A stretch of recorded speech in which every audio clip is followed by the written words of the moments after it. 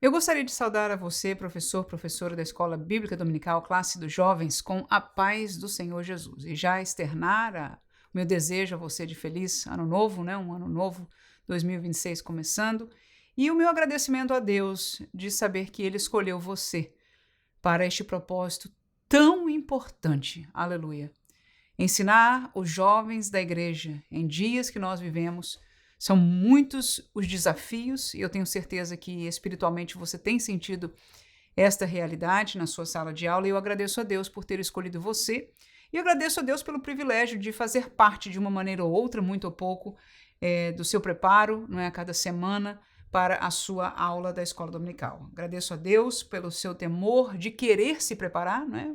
A mais e mais de vir buscar recursos, tudo isso, o meu coração se alegra e eu tenho certeza que o coração de Deus também. Que Deus possa prosperar este caminho em nome de Jesus, né? Nos dando sabedoria a nós todos, que vamos nos ajudando uns aos outros para cumprir o mandamento do Senhor Jesus e a obra que Ele tem colocado em nossas mãos. A nossa aula primeira dessa nova série de lições trata-se do plano da salvação, né? O plano perfeito.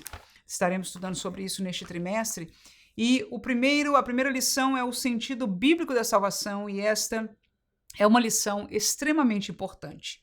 Eu posso imaginar que alguns de nós leu o tema, leu a lição e achou uma lição fácil. Por mais que ela seja fácil de um tema que todos nós pensamos que sabemos sobre ele, quem não sabe o que é ser salvo? Às vezes nós não tomamos a noção ou entendemos o quão profundo, o quão importante. Não é profundo, não é difícil, mas é importante. É estudar, lembrar, aprender, saber o que é a salvação. E nós vamos começar por aí. O primeiro tópico da nossa lição, você veja que o pastor colocou textos bíblicos, né? Para nós, a maioria no Antigo Testamento, o que eu achei um pouco diferenciado, uma vez de estar falando sobre salvação, ao mesmo tempo nós vamos estar estudando acerca da realidade da salvação no Antigo Testamento. Então, no primeiro tópico, na página 5, ele intitula o conceito bíblico de salvação. Eu não vou estar lendo com você este tópico, eu vou estar trazendo algum ensino paralelo. A minha sugestão é que se leia o tópico, mas que se possa trazer este ensino, se for assim o seu entender, para, como eu disse, estarmos cientes de quão importante é este assunto. Porque se um jovem, você como professor, começa a falar de um assunto que na cabeça dele diz, isso é chato, isso eu já sei, você não vai ter interesse na sala de aula, ok? Mas se nós começamos com uma pergunta, por exemplo, vamos perguntar na sala de aula, o que é salvação? Será que você sabe o que é salvação? Vamos começar com a pessoa de Jesus. Quando nós falamos de Jesus, de salvação, nós ligamos com a pessoa de Jesus. E aí vem uma pergunta que conecta essas duas coisas. Por que Jesus veio?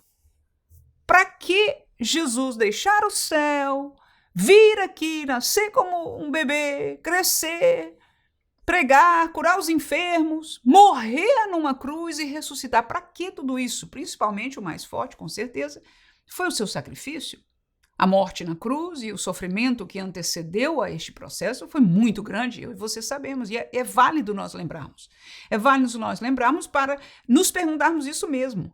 O que seria tão importante que faria alguém tornar-se homem como nós, não alguém, Deus, né? Tornar-se homem como nós e passar por tal sofrimento que nenhum de nós passamos. Não é assim? No dia de hoje, raríssimo. Talvez algum, mas eu mesmo e você, graças a Deus, não temos que sofrer coisas como esta.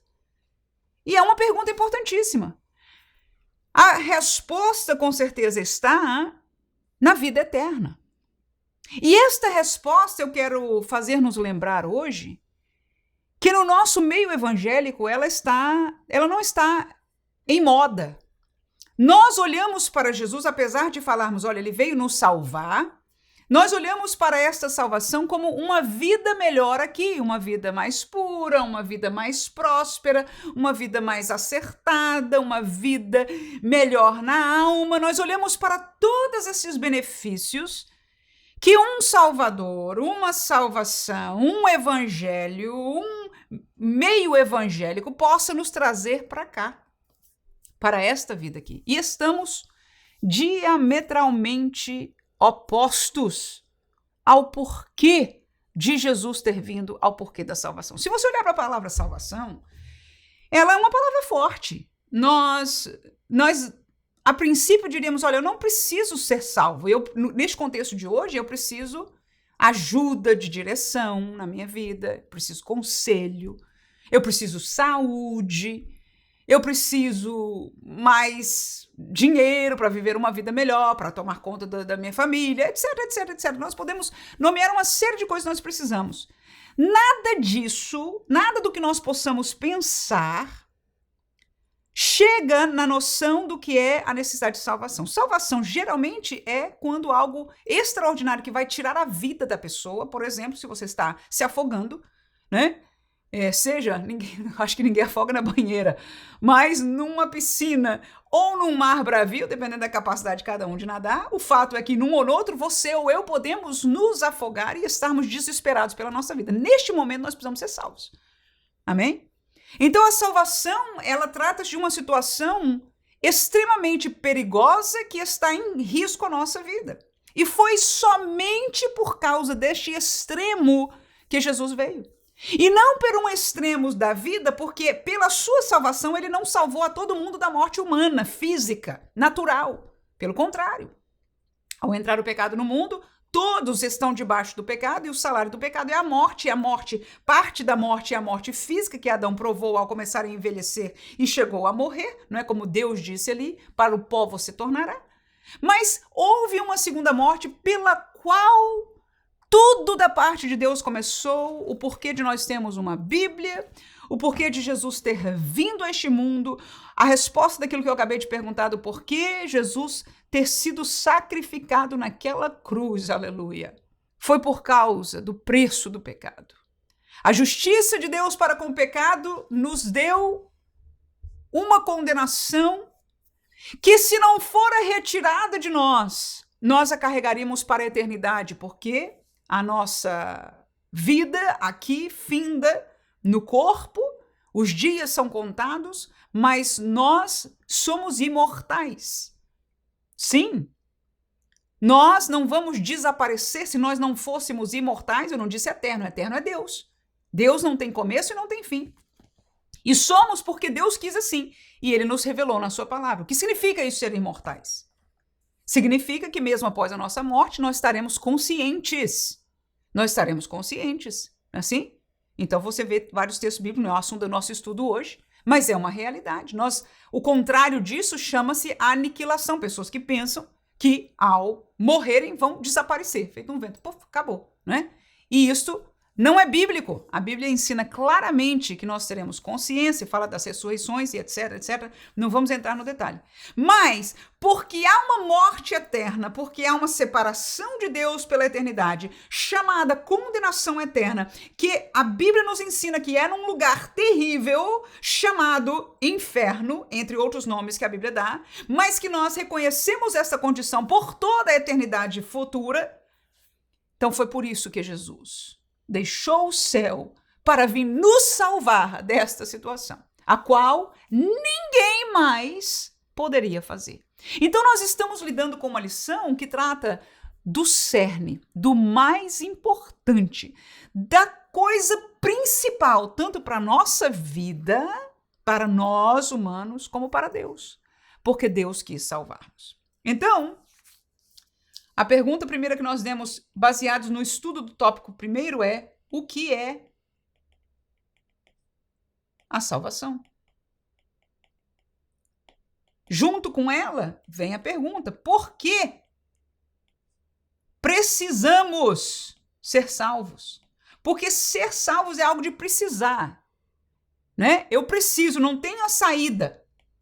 Se ninguém pode me ajudar, o meu estudo não vai resolver, um amigo, um conhecido ali não vai me resolver, né? Então nós precisamos, quando a gente fala de ser salvos, deixa eu voltar aqui. Quando nós falamos de ser salvos, essa palavra salvo fala, como nós dissemos aqui, de uma coisa terrível. Então, nós já aprendemos aqui que tudo começa, o grande problema da humanidade, meu e seu, é o pecado. O pecado é a causa da salvação. Por quê? Porque pelo pecado nós perdemos a comunhão com Deus. É o que a Bíblia nos ensina. Mas vamos ser sinceros aqui? Perder a comunhão com Deus, nós ainda não iríamos à busca da salvação. Nós, como seres humanos, não amamos tanto a Deus que porque Deus não se relaciona mais conosco, separou-se de nós, não coaduna, não está feliz com os nossos pecados e, portanto, não está perto de nós, não fala conosco. Ou seja, qualquer que fosse a extensão da separação de Deus de nós, não nos faria, como seres humanos, precisar, como por vida, a salvação. Então, por quê? Pelo segundo fator que nós vamos falar aqui. O pecado é a causa e nós somos condenados ao inferno por causa do pecado. Por causa do pecado. Agora sim, pela condenação ao inferno, nós agora queremos esta salvação. Nós agora dissemos, eu preciso dessa salvação. Amém? Salvação. Por quê? Porque agora eu sei que se eu não me livrar do problema que é o pecado me separou de Deus e agora, quando eu morrer, esta separação vai ser eterna e existem só 2 lugares espirituais que existem depois da nossa vida aqui na Terra e são lugares eternos, ou é o céu ou é o inferno. Então, no Éden, vamos voltar um pouquinho aqui, que foi aonde este assunto de pecado apareceu na nossa história, né? No Éden, o homem pecou. E Deus proveu para ele algumas coisas ali. Vamos dar uma olhada no processo da salvação de Deus, na reação de Deus em relação ao pecado, que trouxe esta chaga maligna incurável e que, por causa da sua justiça, faria com que toda a humanidade, desde Adão até quem viesse na frente, condenável ao inferno. Mas Deus proveu para Adão uma roupa para cobrir sua nudez.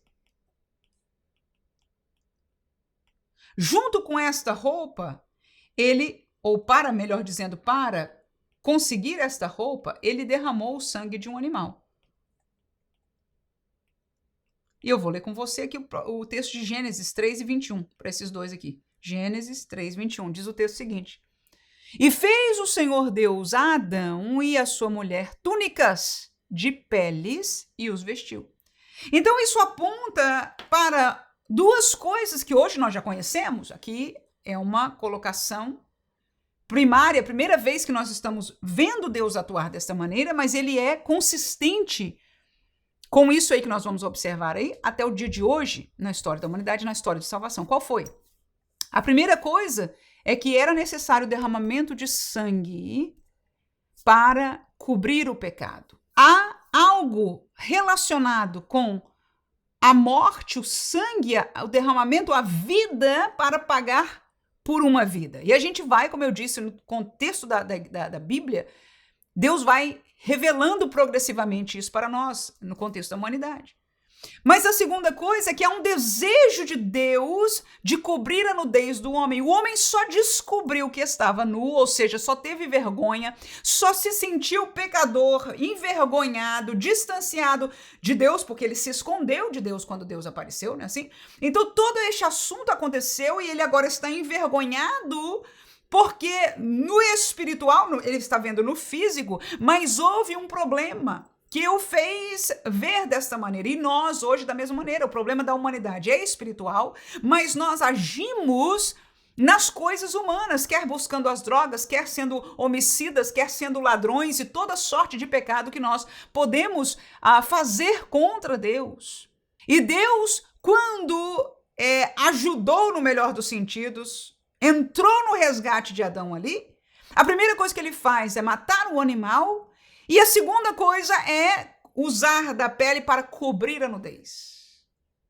Para cobrir o processo do pecado, a vergonha do pecado, não é? Para a pessoa de Adão. A terceira coisa que nós podemos colocar aqui é uma promessa. É uma promessa. E aí eu vou te levar a Gênesis 3:15, que fala da promessa de Deus, que diz o seguinte: Deus dizendo à serpente: e porém inimizade entre ti e a mulher, e entre a tua semente e a sua semente. Esta te ferirá a cabeça e tu lhe ferirás o calcanhar. Essa palavra de Gênesis, quando nós lemos sem uma percepção da Bíblia como um todo, fica esquisita, perdida. Por quê? Mas, em estudar, em conhecer a palavra de Deus, nós sabemos que isso era uma promessa espiritual. Não era uma serpente, mas aquele que estava usando a serpente, nós sabemos quem é, porque a Bíblia diz mesmo no contexto de Gênesis, né? É Satanás.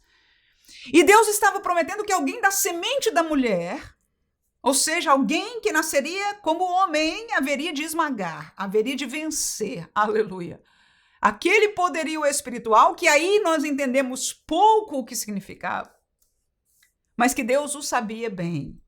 Então, essa promessa de salvação entrou neste contexto aí. Então, eu vou resumir aquilo que nós falamos aqui como introdução, que também é parte do primeiro tópico, que salvação, se nós fôssemos dar uma resposta, né? A pergunta foi o que é salvação. Então, salvação é livramento da condenação.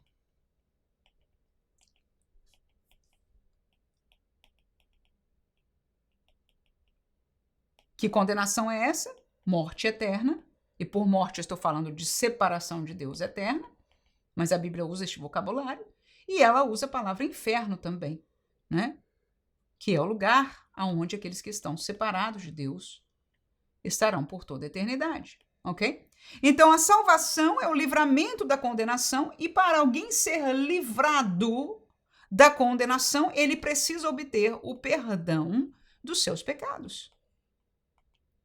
Nós vamos observar, isso é um ensino bíblico, está desde o princípio até o fim da Bíblia, esta realidade. Então, o que é salvação? Salvação, a gente usa a palavra forte de salvação, por quê? Porque nós precisamos de um livramento de uma condenação. E a maneira que essa salvação, então, vem para nós, o que nos fazia ser condenáveis, chama pecado, nós já estudamos aqui. Então, a salvação é o perdão dos pecados. Só Deus pode perdoar pecados, porque nós pecamos contra Ele. Aleluia. Então, quando Deus perdoa os nossos pecados, então nós estamos livres da condenação e, portanto, estamos tranquilos que quando passarmos desta vida, e veja aí, que a importância maior, escute por favor, parece que estamos repetindo, olha irmãos, por favor, em dia como hoje, eu quero pedir a Deus que te capacite, professor, para nos fazer lembrar aos nossos jovens esta importante mensagem. Por quê? Porque ela está sendo diminuída no meio da igreja. Jesus não veio por causa da nossa vida aqui, ele veio por causa da eternidade. E daqui a pouco a gente vai ler vários versículos. O tópico 3 eu vou colocar como um roteiro, né? Que muitos irmãos falaram que gostam, apreciam muito de usar na sala de aula. Então eu vou fazer esses 2 primeiros tópicos como explicação assim. No terceiro tópico nós vamos fazer 2 de roteiro, tá? Mas é importantíssimo para nós entendermos isso. João 3,16. Não vou deixar de falar a palavra de Deus aqui, bem importante, irmãos. Parece simples, mas repita esta verdade espiritual. Aleluia! Porque nas igrejas e nos púlpitos de hoje, nós estamos ouvindo de um Cristo que só vem melhorar as nossas vidas. Nós falamos da cruz, de uma beleza, de um herói, mas queremos o fruto para aqui. E está errado. Não foi para aqui que Jesus veio. Aleluia. Ele não veio primariamente, é verdade que há bênçãos aqui, mas são pequeníssimas comparadas. Em verdade, ele até disse, olha, Eu não vou mentir para vocês. No mundo vocês vão ter o quê? Quem se lembra? Isso, aflições. Glória a Deus. Aleluia. Esta é a verdade, ele não nos mentiu. Mas tenha de bom ânimo, porque eu venci o mundo. Ou seja, o nosso garantido, o nosso foco. E há um evangelho hoje que tem permeado principalmente jovens e adolescentes, que está fazendo gozação daqueles que têm a esperança no céu. Para eles a esperança, o trabalho do reino de Deus, o trabalho da obra de Deus, o trabalho do povo de Deus, e portanto do meu e do seu coração deve ser para aqui. Está aí. Tudo junto, eles estão num só sentimento. Agora eu quero lembrar a você e a mim neste dia, aleluia, pela autoridade da palavra, que nós estamos estudando, que Jesus veio por causa da minha e da sua eternidade, não para melhoramento aqui, aleluia, desde o primeiro sacrifício e tudo aquilo que Deus fez e revelou, até o ápice do sofrimento que foi em Jesus, foi por causa da eternidade. Hebreus capítulo 9, versículo 22, nos explica o assunto do sangue. Vamos ler rapidamente aí. O que diz? E quase todas as coisas, segundo a lei, se purificam com sangue. Sem derramamento de sangue, não há remissão de pecados. Então, nós vemos que o derramamento de sangue torna-se, claro que o texto que veio isso, né, de Levíticos, nós estamos vendo o texto de Hebreus referindo-se, né, como diz, a lei diz que sem derramamento de sangue não há remissão, pagar o preço pelos pecados, remissão de pecados, ok? Então nós vemos a saída do Egito, que é um contexto do Antigo Testamento, do Egito para Canaã, um paralelo para o crente. Então nós aprendemos do texto do Antigo Testamento este paralelo que foi, nós só falamos já no contexto do Gênesis, que Deus ali proveu, e você vai ter vários, não estamos num estudo profundo sobre isso, né? Mas eu gostaria de trazer um grande, que é o caso deste paralelo, que eles estavam escravizados no Egito, né? Sem a operação de Deus, escravos presos, não podiam sair dali, não tinham a sua terra, não tinham a sua comunhão com Deus, estavam perdidos. E Deus, então, ouvindo o seu clamor, o seu choro, diz a palavra de Deus, ele envia Moisés, traz a sua palavra, que é o desejo dele de livrá-los, livra com mão forte, com sinais e maravilhas, você conhece a história. Os traz por um processo de peregrinação em um deserto, mas quando ele falou, eu vou tirar vocês daqui, ele não falou para vocês viverem no deserto, não. Ele não tirou para uma coisa pior, ou sem falar nada. Ele disse, vou vos tirar e vos dar uma terra que mana leite e mel, a Canaã terrestre. E você vai ver no Novo Testamento um paralelo trazido da palavra de Deus que fala da Canaã celestial, que é exatamente este paralelo que eu quero fazer para nós aqui. Uma lembrança. Porque isso nos faz olhar a grande fotografia do projeto de Deus da salvação. Nós que estávamos presos, servos do pecado, debaixo da mão de um faraó espiritual chamado Satanás, dentro do contexto do mundo, Deus nos tira com mão forte e nós temos uma promessa para a qual nós caminhamos todos os dias da nossa vida. A alegria do povo não estava no processo. A alegria do povo, a esperança do povo, melhor dizendo, a esperança era Canaã, era onde ia chegar, aleluia, porque lá seria a sua morada, amém? As cabanas eram para o tempo de peregrinação, haveria uma casa, uma morada onde eles estariam como o povo, sempre adiante da história, até o momento desta revelação. Esta era a sua esperança. Agora, no deserto, nós ganhamos a segunda bênção, a segunda maior bênção de Deus para a igreja. A primeira é aonde nós vamos chegar, e nós sabemos a Canaã celestial, a vida eterna com Deus no céu. Mas enquanto estamos no deserto, a sua presença esteve com eles. Pela nuvem, coluna de fogo, a presença de Deus esteve com eles. Enquanto nós, como igreja, estamos neste deserto, a presença do Espírito Santo está conosco. Então nós vemos um paralelo aí, mas a nossa esperança não está no deserto. Nós no deserto não podemos fazer as nossas riquezas, colocar o nosso esforço, a nossa esperança, tudo que nós temos aqui, porque isto aqui é deserto. É passageiro. E há muitos textos bíblicos que vão mostrar isso, que é literal. Ok? Tópico número 2. Aí você vai ver que o nosso comentarista, está na página 7, diz: Deus levanta salvadores para o seu povo. Eu não gostei muito da palavra, né? Tem uma palavra lá, logo no primeiro subtópico, que ele fala líderes escolhidos por ele, que era referindo-se aos juízes, né? Ele vai dar dois contextos aqui, né? Dos juízes e de Samuel, ele vai fazer 2 casos de ilustração do processo que ele está explicando da salvação no Antigo Testamento. E claro, você já leu a lição, sabe que ele está falando no Antigo Testamento, a princípio, de uma salvação de problemas sérios, né? De inimigos que venham, ou de situações que precisa de Deus intervir para livramento. Ele usou a palavra livramento algumas vezes, né? Mas neste tópico aqui, ele vai falar de situações espirituais. E vai nos dar uma luz que no Antigo Testamento Deus agiu mesmo naquele contexto, porque sempre este foi o processo de Deus, sempre foi. O ápice seria em Jesus, e nós vivemos no contexto que vem pós-Jesus, aleluia, tempo da graça, né, salvação pela fé. Mas os que estavam no Antigo Testamento, Deus proveu algo para que eles não fossem condenados eternamente. Se salvação, presta atenção, isso é importante. Se salvação significa liberdade da condenação eterna, não ir para o inferno, mas sim ir para o céu, porque não existe outro lugar, não existe um terceiro, amém? Estamos juntos? Ok. Então, se salvação significa não ir para o inferno e, pelo contrário, ir para o céu com Deus, eu me pergunto, será que alguém se salvou no Antigo Testamento? Sim. Por quê? Porque Deus proveu uma maneira deles se livrarem do problema que os separava de Deus, que impedia, que os fazia condenáveis ao inferno. Qual foi? O pecado. Como no Antigo Testamento se resolveu o problema de pecado?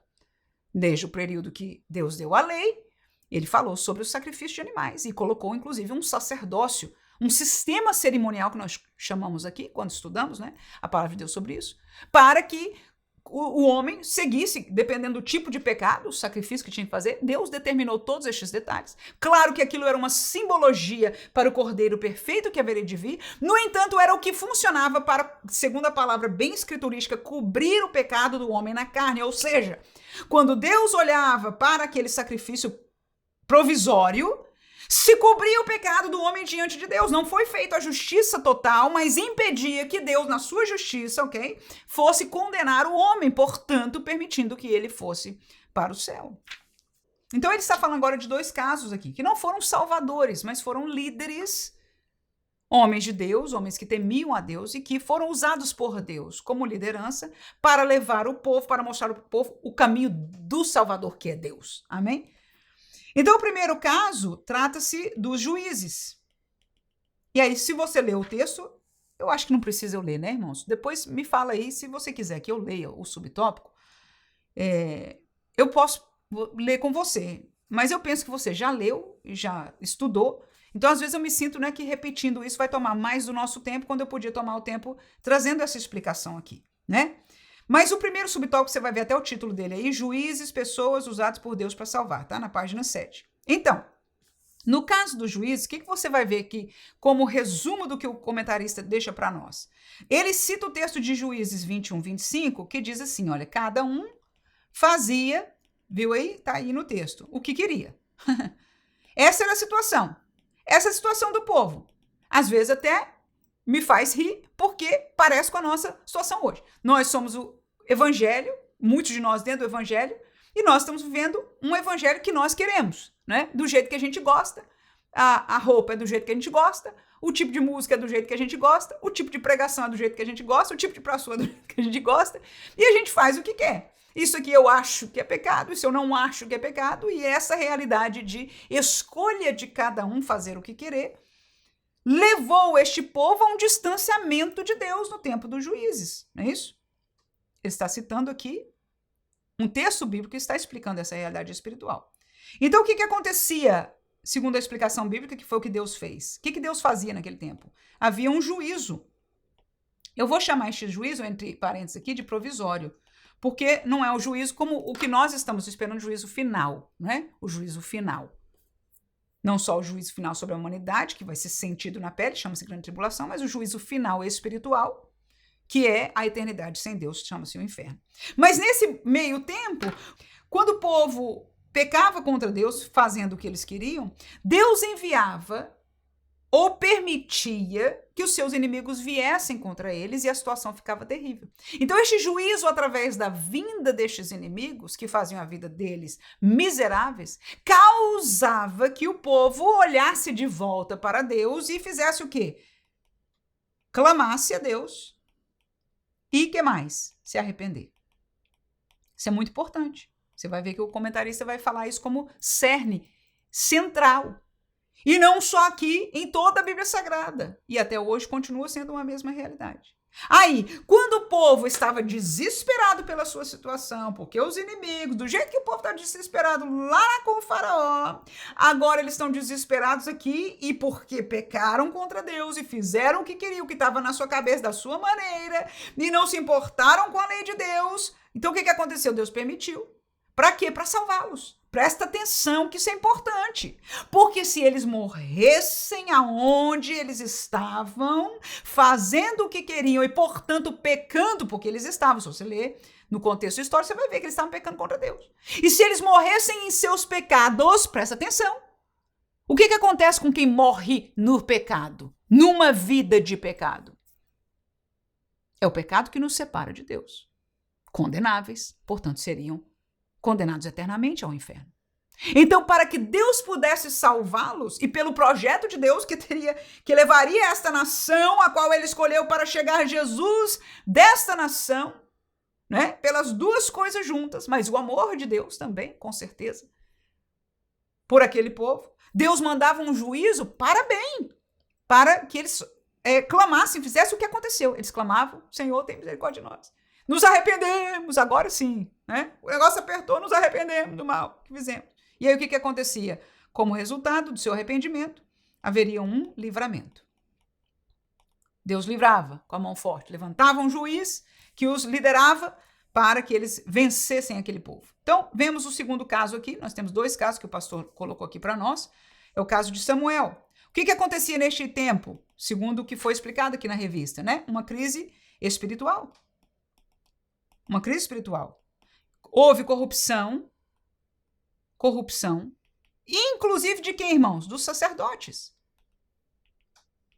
que é a representação da liderança espiritual. Quem nos ensina a palavra, quem ora por nós, quem oferece, no caso deles, o sacrifício pelo povo, quem está entre o povo e Deus, os sacerdotes. O que mais que aconteceu neste tempo aqui, que foi nos chamado a atenção? A arca foi levada. Eita! A arca foi levada. O que significa isso? A arca, lembra-se da arca, do concerto? Que lá no tempo, né, da peregrinação, Deus mandou fazer, né, no tempo que fez as outras coisas, fez a arca, não é isso? E em cima tinha o propiciatório, com aqueles querubins, né, assim, e foi colocada num lugar especial, que não tinha acesso todo mundo, era muito restrito o acesso. E aquele lugar era onde Deus vinha encontrar-se, era a representação da pessoa, da presença de Deus. Então, quando Israel ia lutar, por exemplo, eles levavam a arca consigo. Porque era a simbologia de que Deus estava indo com eles. Agora, neste contexto aqui, a arca foi levada, ou seja, a presença do Senhor foi levada. Escute, por favor. Quando há crise espiritual, quando o povo de Deus vive separado da verdade de Deus, os seus líderes começam a ensinar um caminho que não é o caminho verdadeiro de Deus. Escuta, deixa eu te dizer bem claro aqui, por favor. Eles não estavam falando de outras coisas, não estavam usando, estavam lá indo no templo, estavam usando as coisas de Deus, os utensílios de Deus, as palavras da mesma maneira que eles usavam antes, mas estavam em pecado. Claro que adicionavam uma, priorizavam outra e etc. Mas eu quero dizer que como religião tudo parecia igual, normal, bom, certo.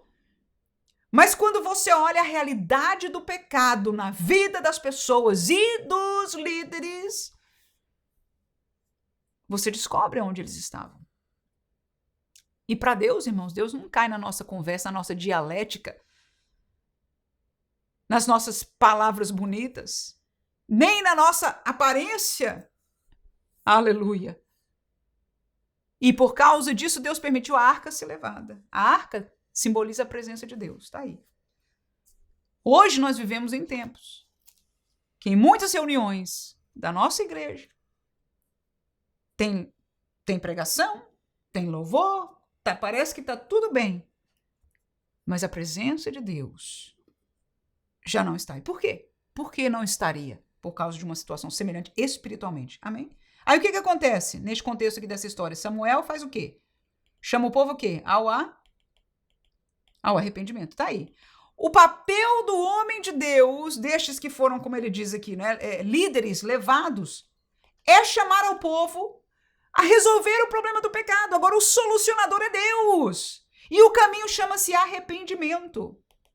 Então, pregações que não chamam, que não abrem os olhos dos nossos jovens, dos nossos adultos, dos nossas crianças, do nosso povo de Deus, há necessidade de se arrepender. Não nos conecta a Deus, não resolve o nosso problema. Nós podemos fazer todo tipo de teologia, todo tipo de congressos, todo tipo de ações sociais, todo tipo de melhoramento da alma, todo tipo de aconselhamento e nada vai resolver os nossos problemas. E nós temos feito tudo isso. Agora eu pergunto, aonde estão as pregações que chamam a nós ao arrependimento e para nos chamar, nós precisamos de pregações que apontem ao pecado. E eu quero lembrar a você que os profetas do Antigo Testamento, os juízes, aqueles que Deus levantava, eles falavam. Por quê? Porque era Deus falando. Nós acabamos de estudar sobre Jeremias, se lembra, está fresquinho aí. Como Deus falava para Jeremias, diga para o povo que eu estou vendo o que eles estão fazendo. Que eles estão fazendo isso. Eu sei que nos falta coragem, é difícil falar. Mas esta é a única palavra de Deus que pode solucionar o problema das almas. Não é mais aconselhamento, não é mais piedade, não é mais programas.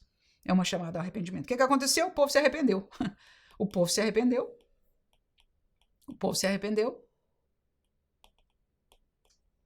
O povo confessou o seu pecado. E aí o que aconteceu? Deus livrou. Deus livra. Então, esse processo aí, irmão, nós vemos sempre. O processo é isso. O homem está atado pelo pecado, está numa situação e começa bem com Deus, depois vai se distanciando. É o que aconteceu no juízo, por isso que houveram vários juízes. Aconteceu vez e vez, atrás de vez na história, uma atrás da outra. Ficava bem, o juiz livrou todo mundo. Daqui a pouco começa de novo a esfriar, a pecar. Estamos vendo. Mesma coisa aconteceu no tempo de Samuel. Então, quando nós estamos distanciados de Deus, a presença de Deus já não está mais lá. Estamos caminhando em outro evangelho. Precisamos de pessoas, escute por favor, aleluia, aleluia, aleluia, de pessoas como eu e você, como você e eu, para ainda levantar a bandeira da verdade dessa palavra e clamar ao povo, arrependam-se, convertam-se, voltem. E eu estou falando para a igreja, para crentes que estão como Israel, esfriando, saindo, começando a viver, cada um fazendo o que queria. Tremendo, irmãos. Que Deus nos use para proclamar a verdade, que é a verdade de Deus. Amém? Glória a Deus. Terceiro e último tópico. E você vai receber aqui na descrição do vídeo, vai ter um link para você, tá? Você pode abrir. Aqui tem dois tópicos que eu vou colocar com alguns versículos bíblicos. Eu não vou me estender mais muito, mas estes tópicos vão ter alguns versículos bíblicos para a explicação daquilo que vai ser ensinado aqui, não é? No terceiro tópico da nossa lição, o sentido pleno da salvação em Cristo. Né? Então eu vou colocar 2 tópicos aqui, mas você pode baixar o esquema completo, tá? O roteiro desta aula aqui na descrição do vídeo. Então, neste terceiro tópico, nós vamos dividi-lo em dois estudos pequenos aqui. O primeiro trata-se do o sentido pleno da salvação, que é o título, né, do tópico aqui. O sentido pleno da salvação. Em primeiro lugar, nós já estudamos sobre isso, é o perdão dos pecados. é o perdão dos pecados. E eu vou levar você a 2 textos bíblicos, de Atos 3,19, e de 1 João 3,5. O segundo trata-se da reconciliação com Deus. Lembra que a gente falou que isso acontece quando o homem pecou? A primeira coisa que aconteceu foi a separação de Deus. O sentido pleno da salvação, em primeiro lugar, o primeiro e mais importante é resolver o problema do pecado, perdão dos pecados. Segundo, essa reconciliação com Deus. E o terceiro vai ser o fruto deste processo, que trata-se daquilo que a gente falou. Para isso Cristo veio. Para quê? Para nos dar o quê? Vida eterna. Tá aí, irmãos. Queremos saber de salvação? Salvação é para isso. Escute, por favor, em nome de Jesus. Inclusive eu, Manuela. Faça tudo de igreja. Cante. Toque na banda de louvor. Cante no coral. Ajude, abençoe. Faça tudo. Mas não se esqueça do mais importante. As almas, as pessoas que não estão em comunhão com Deus. Lembra-se da Santa Ceia que dizia: examine-se, pois, o homem a si mesmo. E assim coma deste pão e beba deste cálice. Por quê? Porque quem come e bebe, isso indignamente, em pecado. Come e bebe para a sua própria condenação, para a sua própria destruição. Tá aí, irmãos. A Santa Ceia é para quem, irmãos? É para o mundo ou é para a igreja, por favor? Aleluia, para a igreja. E nós estamos perdendo essa seriedade, estamos perdendo este temor. Mas precisamos que Deus use a você em nome de Jesus. Você não sabe como o meu coração queima, orando por dentro para que Deus use você mesmo em simplicidade. Não tema. Você sabe que eu também, quando eu venho trazer uma aula como essa, eu peço: Senhor, dá-me clareza, dá-me graça espiritual, porque este assunto, irmão, isso aqui não é teologia, não é coisa de estudo somente, irmãos. Isso é a verdade espiritual de Deus que liberta, irmão, pelo amor de Deus. O resto é resto, irmão. Mais uma filosofia, mais uma teologia, que há várias.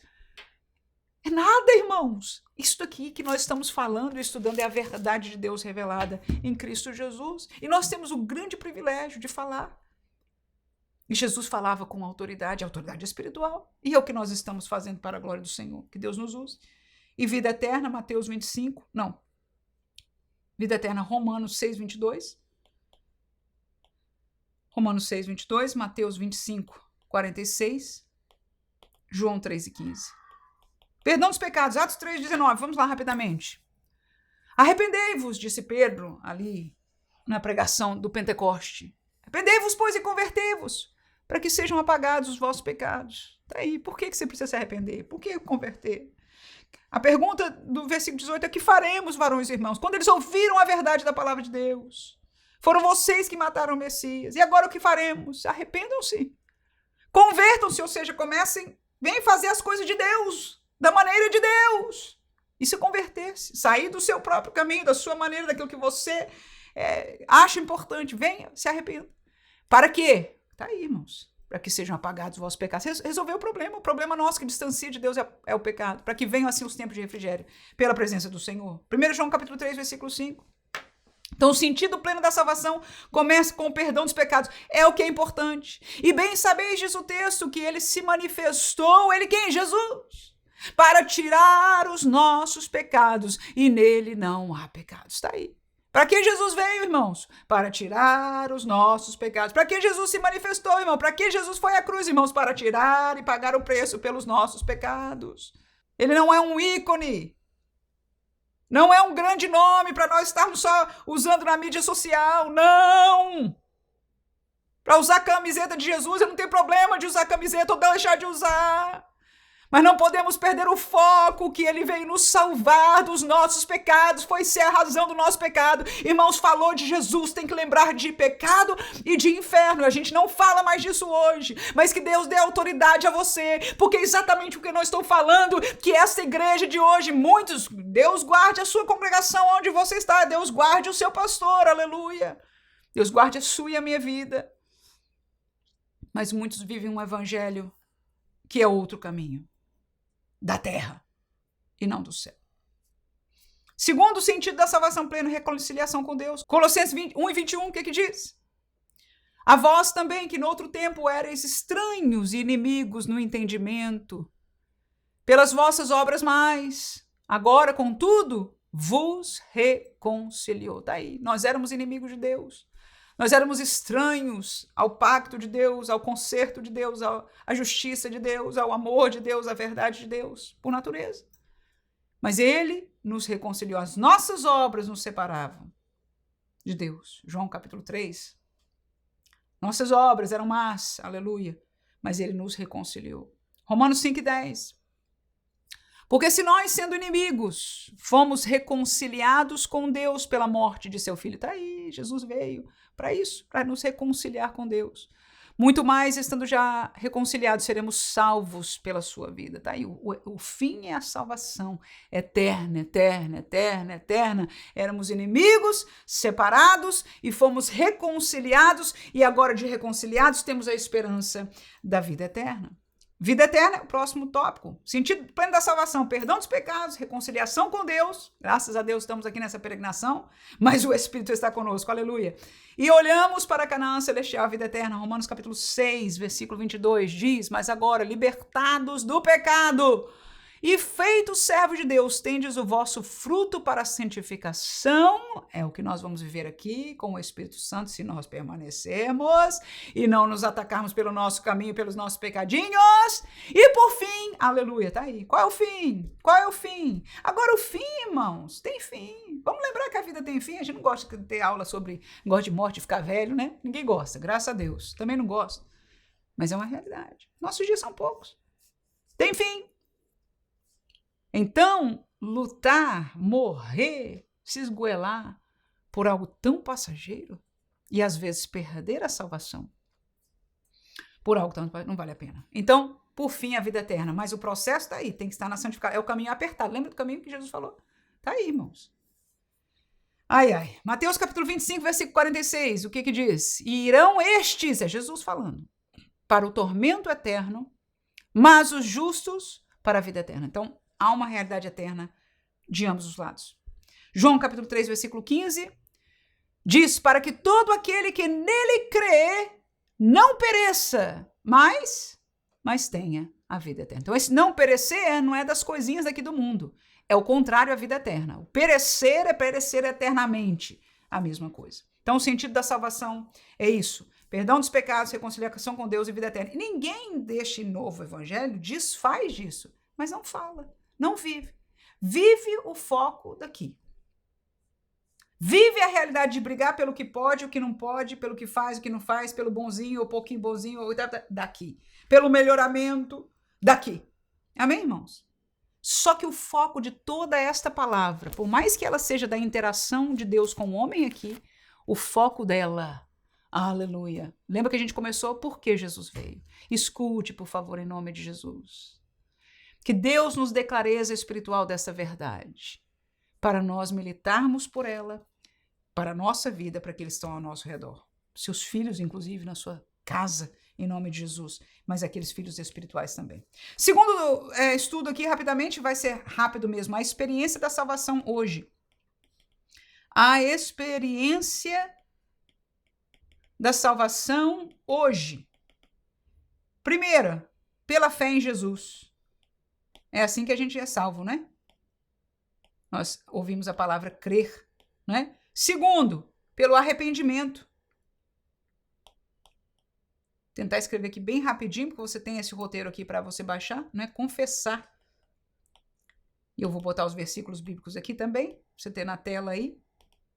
E você pode baixar e tê-lo aí nas suas mãos.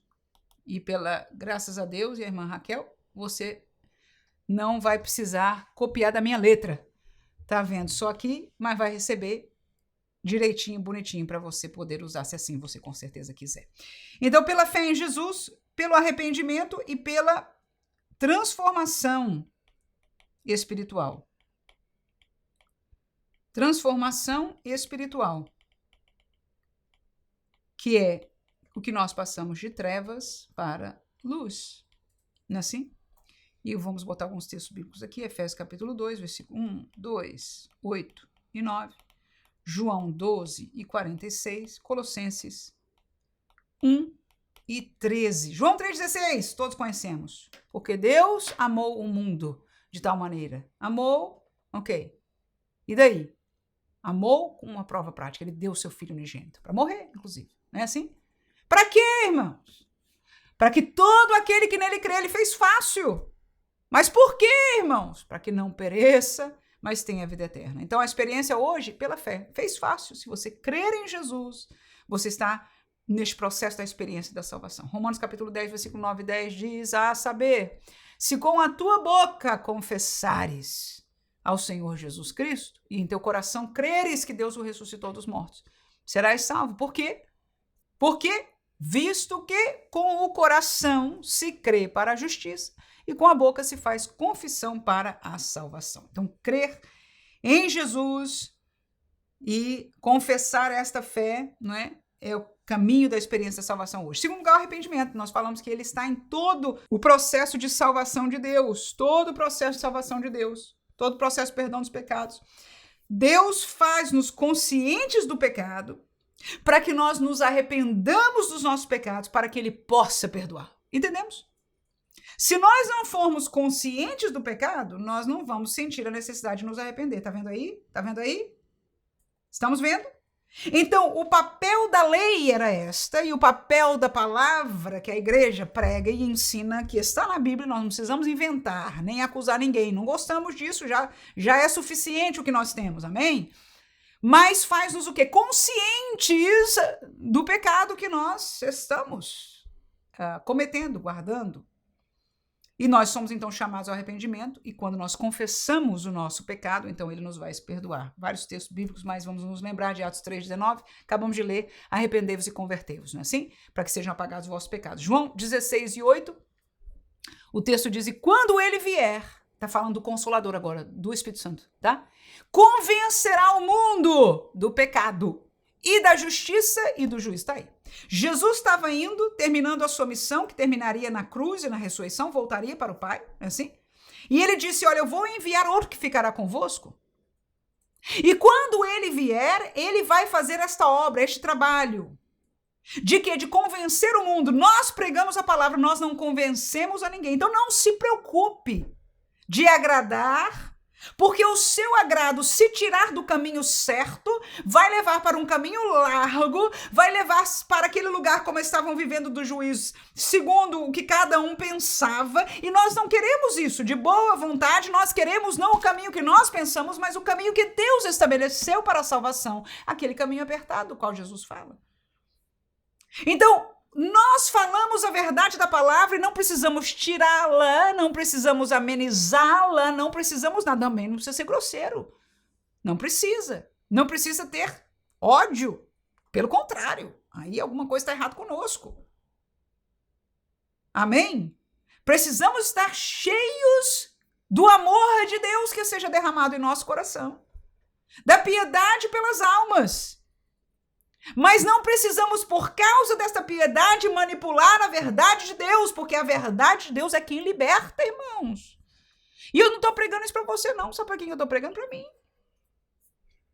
Mas se você receber, graças a Deus por isso, porque é a verdade de Deus. Amém? Não precisamos falar, é duro. Agora é duro falar a verdade de Deus. Você pensa que Samuel não sofreu? Que Jeremias não sofreu? Que Davi não sofreu? Que Paulo não sofreu? E sofreu por falar porque doía, e sofreu a repercussão daqueles que querem fazer do seu jeito. Todos eles, e Jesus também. Você conhece a história de Jesus aqui na terra? O que ele sofreu? Sofreu, irmãos. Aleluia.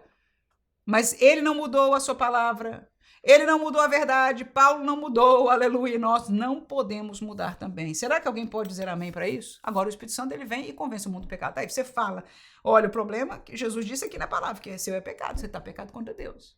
Se você fornica, se você mente, se você engana, você está em pecado contra Deus. Quando você fala aí, você pensa, a pessoa vai, alguns vão dizer, que a igreja está vendo aí, só vem julgar. Não, eu não estou julgando você, eu estou no mesmo barco que você. Agora eu estou um pouquinho mais adiantado, porque pela graça de Deus eu disse sim. Eu aceitei o presente de Deus, porque nem merecia, foi um presente.